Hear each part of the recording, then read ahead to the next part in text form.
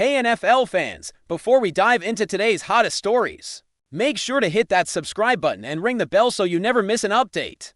From NFL News Now, the Dallas Cowboys finally got a much-needed victory in Week 11, cruising past the Las Vegas Raiders 33-16 at Allegiant Stadium, moving their record to 5-1 after the bye week, and giving fans at least a glimmer of hope that this season isn't completely off the rails. But while the scoreboard showed a decisive win, the storyline that grabbed headlines off the field was far more colorful, far more human, and, let's be honest, far more entertaining. CeeDee Lamb and George Pickens, two of the Cowboys' brightest offensive stars, found themselves benched for the opening drive of the game, and the reason why reads like a classic Las Vegas cautionary tale. The night before, both players were spotted living it up on the Vegas Strip, enjoying dinner and drinks at Red Rock Casino while soaking in the city's nightlife. It wasn't just a casual evening out. According to Lamb himself, the two missed curfew, prompting the coaching staff to issue a first-drive suspension. This revelation immediately sent waves through the Cowboys fan base and the NFL media. Because here's the thing, it's one thing to have a night out. It's another to have it directly impact your availability in a professional football game, even if only for the first drive. Naturally, speculation ran wild. Early reports painted the scene as a potential hangover disaster waiting to happen on game day. But Lamb was quick to clarify the narrative and set the record straight. Speaking to reporters on Thursday, he denied any rumors that he was throwing up on Monday morning after their night out, calling such claims disrespectful, as reported by Calvin Watkins of the Dallas Morning News. Lamb even joked about the idea, asserting confidently that he can handle his liquor, a statement that, whether taken literally or tongue-in-cheek, gave fans a glimpse of his personality off the field and reminded everyone that athletes are people, too, capable of enjoying themselves responsibly at least. That's the takeaway he wanted to convey, but let's be real, this wasn't just a PR move. The performance on the field the very next day made it clear that neither Lamb nor Pickens was hindered by their Las Vegas adventure. Between the two of them, they racked up an impressive 14 catches for 210 yards and 2 touchdowns, dominating a Raiders defense that has struggled all season. Pickens, in particular, had a breakout performance with 9 catches for 144 yards and 1 touchdown, a stat line that suggests the young receiver is rapidly becoming a central piece in the Cowboys' offensive puzzle. It's the kind of game that makes coaches and fans alike pause and think, okay, these guys clearly have the talent and the focus when it counts, even if their judgment the night before was questionable. The Cowboys' win wasn't just about the offensive explosion, though. It was about sending a message that despite the hiccups off the field, this team can execute when it matters, which is a critical mindset as they start to eye a potential playoff push. The question lingering over Dallas isn't just whether they can beat sub-.500 teams like the Raiders. It's whether stars like Lamb and Pickens can stay disciplined, consistent, and fully committed heading into high-stakes matchups. Speaking of which, the next challenge is massive, a rivalry showdown against the Philadelphia Eagles at home, a game that could define the Cowboys' season trajectory. There's no room for missed curfews or questionable decisions in games like that, and the coaching staff will undoubtedly be keeping a close eye on their key players' preparation and focus. But looking at Lamb's candor and Pickens' breakout performance, there's reason to believe that these two can recalibrate when the stakes are highest. This scenario also opens up a broader conversation about NFL culture and player responsibility. Fans love to see their stars have fun. They're human beings after all, but there's always a line when it comes to professionalism, preparation, and accountability. The Cowboys' handling of the situation with just a brief benching for the opening drive seems to have struck a balance between discipline and trust, showing that the coaching staff believes in their players' ability to self-correct and perform under pressure. From a storytelling perspective, the juxtaposition of nightlife indulgence and high-performance athletics is irresistible. It humanizes the players in a way that stats and touchdowns alone can't, reminding the audience that even elite athletes have lives, temptations, and moments of levity. And in Lamb's case, his ability to laugh off rumors, assert his readiness, and then dominate on the field adds layers to his emerging persona as not just a top-tier wideout, but a media-savvy, self-aware figure who knows how to control the narrative. Of course, the Cowboys fans are already thinking ahead, weighing this win against the challenges of the next several weeks. Beating the Raiders is necessary but not sufficient. The real test comes against divisional rivals particularly the Eagles, and eventually in potential playoff scenarios for Lamb and Pickens. That means channeling their evident talent into consistent production, limiting off-field distractions, and setting an example for younger teammates who are undoubtedly watching. How their stars balance work and life. The story also invites a subtle debate about NFL player culture. How much freedom should young stars have? And how much accountability should be enforced publicly versus privately? The Cowboys' decision to bench the pair for just the first drive is a clear statement that they trust their players to learn and correct themselves, but it's also a reminder that the league is a high-pressure environment where personal choices can have immediate consequences. As we reflect on the win, the stats, and the headlines, one thing becomes clear: CeeDee Lamb and George Pickens are not just contributors on the field, they're characters off it, capable of stirring conversation and capturing attention in ways that transcend traditional game analysis. Their performance against the Raiders validated that, even if their pre-game behavior raised eyebrows. And it sets the stage for a narrative that will follow the Cowboys throughout the remainder of the season. Fans can celebrate the win, enjoy the big plays, and savor the fact that the team is still alive in the playoff conversation.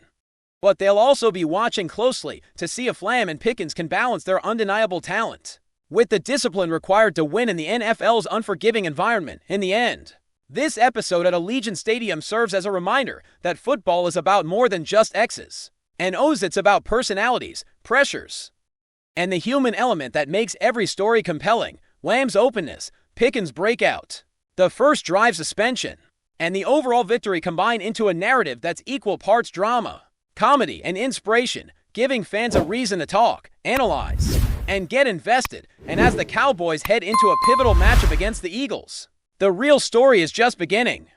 With two stars who know how to have fun but now must prove they can translate that energy into wins when it truly counts, keeping everyone on the edge of their seats, waiting to see if Dallas can turn a season of ups and downs into a legitimate playoff push. Keep watching as we analyze more details about some rumors.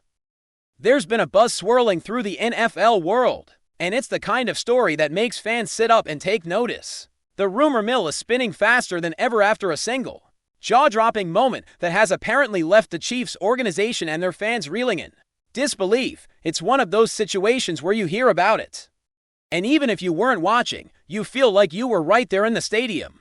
The guy at the center of this storm, none other than Jerry Jones, the larger-than-life owner of the Dallas Cowboys. A figure who has always been polarizing, who can make headlines without lifting a finger, has apparently delivered what some are calling an epic lesson to one of the league's most decorated franchises. And the kicker, it all came from a single sentence, a throwaway line that somehow carried the weight of a manifesto. Fans across social media are dissecting it, analysts are replaying it, and the NFL world is in a frenzy. Because if this rumor is true, it's not just a statement, it's a declaration of dominance, a challenge that hangs in the air like a storm cloud over Arrowhead Stadium. The story goes that during a recent press encounter, or maybe it was just a casual conversation, that somehow leaked, the legendary Jerry Jones looked around, and with that trademark grin that suggests he's always 10 steps ahead, delivered a line so sharp it reportedly left Chiefs representatives speechless. The exact words are being debated, whispered in podcasts, and shared in memes, but the essence is clear: it was a pointed, almost surgical dismantling of the Chiefs' current standing. Sources claim that Jones didn't just critique the team, he humiliated them, exposing a vulnerability that most wouldn't dare to acknowledge out loud. The kind of statement that makes people pause mid-thought. The kind that gets journalists scrambling to validate it. Because let's face it, Jerry Jones doesn't waste words, he chooses them like a chess grandmaster. And in this case, he may have delivered what some are calling the ultimate checkmate, if the rumor is to be believed. The sentence itself wasn't long, but it was devastatingly effective. A few words that apparently summarize everything the Cowboys represent: strategy, legacy, resilience, and yes, superiority. Fans of Dallas have been quick to seize upon this, sharing clips of past Cowboys triumphs, stats, and highlights as proof that Jones wasn't exaggerating. Social media is aflame with debate. Some Chiefs fans are trying to defend their team, insisting that this is just the usual bravado from a team owner with a big personality, but others admit there's a sting of truth to it. A bitter acknowledgement that Jerry Jones, for all his eccentricities, has a knack for hitting the nail on the head. The Cowboys, at least in his eyes, are operating at a level that the Chiefs can't quite reach, and this single remark has, according to the rumor, laid bare that perceived gap in competence, preparation, and perhaps even mental fortitude. What makes this story even more tantalizing is the theater surrounding it. Jerry Jones isn't just any owner, he's a master of narrative, a man who understands that perception is often more powerful than reality, whether the Chiefs actually felt humiliated or whether this is purely media embellishment. The imagery is irresistible, the fearless, ever-confident Cowboys owner casting a shadow over one of the NFL's marquee teams. With nothing more than a sentence, people are talking about the way he supposedly delivered it. To the subtle smirk, the calm authority in his voice, the way he made it clear that this wasn't an offhand comment, but a calculated move. It's classic Jones. A blend of showmanship and strategy, proving once again why he's one of the most scrutinized and simultaneously respected figures in sports. Analysts have begun dissecting every nuance, tone, timing, word choice, and even body language, turning this rumor into a masterclass on psychological gamesmanship in professional sports. As the rumor spreads, the discussion has evolved from just the quote itself to the broader implications for both franchises. There's chatter about how this could affect team morale, locker room dynamics, and even future matchups. The Cowboys, according to insiders, are reportedly reveling in the narrative, using the rumor as a motivational tool. Imagine the pep talks. Remember what Jerry said. We are the standard. We are superior. Meanwhile, whispers from within the Chiefs camp hint at a mix of indignation and fire. The kind of response that can either lead to renewed focus or internal tension. The beauty of this story, if it is indeed true, is how it straddles the line between drama and reality. It's not just a sports story, it's a narrative of psychological dominance, of leveraging words as weapons, and it's the kind of rumor that will linger, growing with every retelling. And then there's the fan reaction, which is almost a spectacle in itself. Cowboys supporters have embraced the narrative wholeheartedly, with memes, highlight reels, and hashtag campaigns flooding the internet. Jerry said it. He knows it. We are superior, reads one viral tweet, capturing the collective pride of a fan base that thrives on legacy, swagger, and a little bit of trash talk. Chiefs fans, predictably, are in denial, debating the context, questioning the credibility, and accusing media outlets of sensationalism. The tension has created a kind of electric energy online, a digital arena where rivalries are rekindled and loyalties are tested. Sports talk shows are devoting entire segments to breaking down the sentence heard around the NFL, interviewing insiders who claim to have been present, and even speculating on how this moment could influence everything from draft strategies to playoff mentality. It's fascinating because it's a single sentence, or at least that's what the rumor insists, but it has grown into a cultural touchstone for fans of both teams. If there's one thing that makes this story stick, it's the subtle artistry of Jerry Jones. Unlike other owners who might yell, tweet, or post aggressive statements, Jones allegedly did it with calm precision. There's a narrative that he didn't need to raise his voice, didn't need flashy theatrics, because the weight of his reputation did all the heavy lifting. Chiefs executives, who are used to being the center of attention themselves, reportedly had no response in the moment, which only amplified the rumor's impact.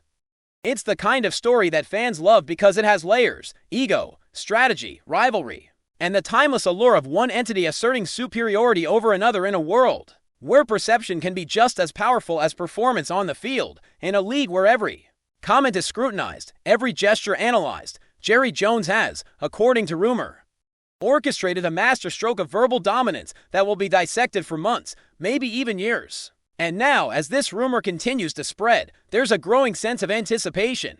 What happens next? Will the Chiefs respond on the field, determined to erase the perceived humiliation? Will the Cowboys leverage this momentum, using it as a psychological edge in upcoming matchups? Analysts are speculating about the ripple effects, from draft picks to contract negotiations, because in the NFL, perception is power, and a moment like this can define a narrative that extends far beyond a single game. Fans are already imagining headlines, potential interviews, and press conferences where the tension between these franchises could reach new heights. The rumor itself has created a storyline rich with drama, rivalry, and the timeless thrill of the undercurrent of psychological warfare that makes professional sports endlessly fascinating, and all of it hinges on what some are calling the most devastating single sentence in recent NFL memory.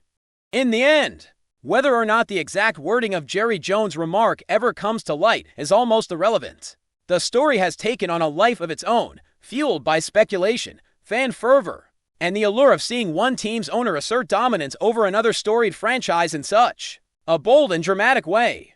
The Cowboys fan base is savoring every retelling, every meme, every online debate, while Chiefs supporters are left grappling with the sting of what may or may not have been an intentional public slight. Rumors like this are the lifeblood of sports culture, the kind of narrative that keeps fans talking long after the final whistle blows.